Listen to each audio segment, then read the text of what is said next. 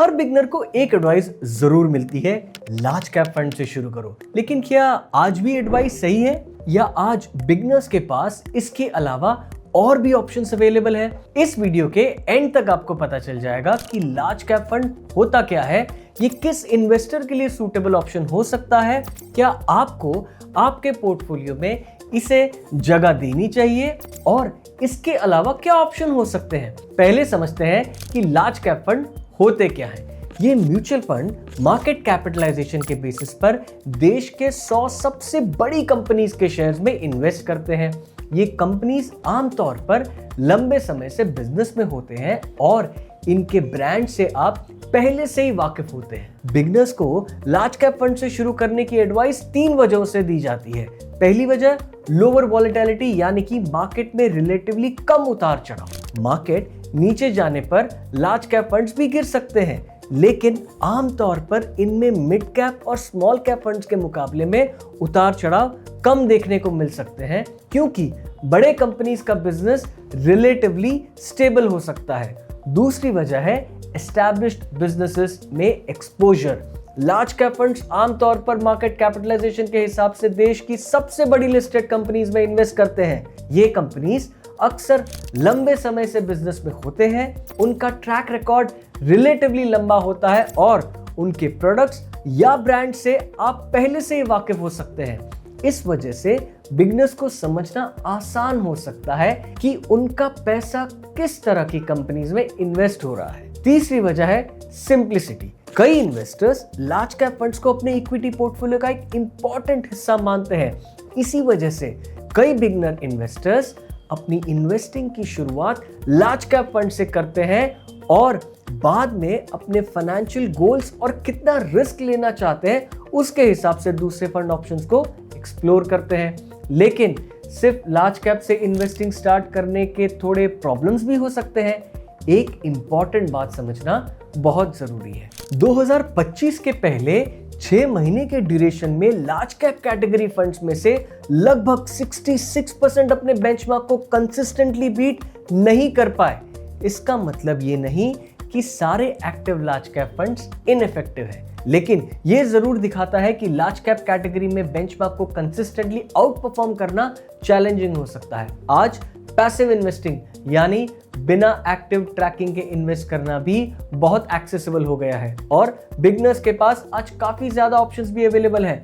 इनमें से 2 common examples हैं निफ्टी 50 इंडेक्स फंड और सेंसेक्स इंडेक्स फंड, जो डायरेक्टली एक इंडेक्स को ट्रैक करते हैं किसी फंड मैनेजर के एक्टिव स्टॉक पिकिंग डिसीजंस के बिना। इसी बात पर देखते हैं large cap versus index fund. Large cap fund actively manage होता है, यानी फंड मैनेजर डिसाइड करता है कि कौन सी कंपनीज में कितना इन्वेस्ट करना है। इंडेक्स फंड पैसिवली मैनेज होता है, ये सिंपली एक इंडेक्स जैसे कि निफ्टी 50 या सेंसेक्स को फॉलो करता है। इंडेक्स फंड्स को मैनेज करने का कॉस्ट भी आमतौर पर एक्टिव लार्ज कैप फंड से कम होता है। इसलिए क्योंकि एक्टिव मैनेजमेंट में रिसर्च और फंड मैनेजर का कॉस्ट शामिल होता है, लेकिन इंडेक्स फंड्स पैसिव होते हैं। गोल को फोकस में रख के देखें तो अगर आपका गोल बेंचमार्क से सिमिलर रिटर्न्स का है तो इंडेक्स फंड का गोल वही होता है, और फंड मैनेजर रिस्क के एस्पेक्ट में भी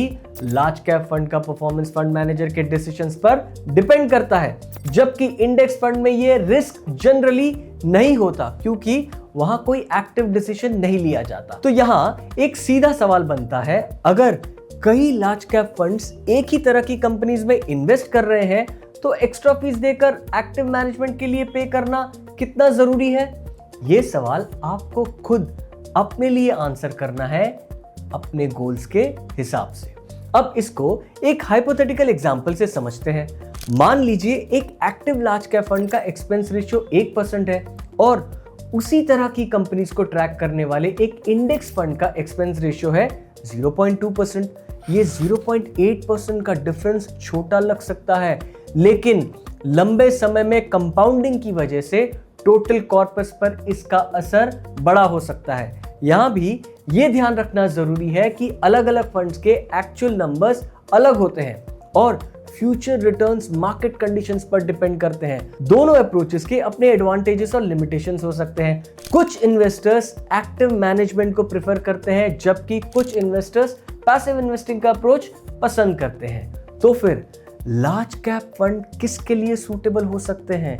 लार्ज कैप फंड कुछ इन्वेस्टर्स के लिए पोटेंशियली सूटेबल हो सकते हैं, जैसे conservative equity investors, first time mutual fund investors, वो इन्वेस्टर्स जो वॉलेटिलिटी से अनकंफर्टेबल फील करते हो, और वो इन्वेस्टर्स जो लॉन्ग टर्म एसआईपी के थ्रू इन्वेस्ट करना चाहते हैं। लेकिन एक इंपॉर्टेंट बात समझना यहां बहुत जरूरी है। लार्ज कैप फंड सिर्फ म्यूचुअल फंड की एक कैटेगरी है।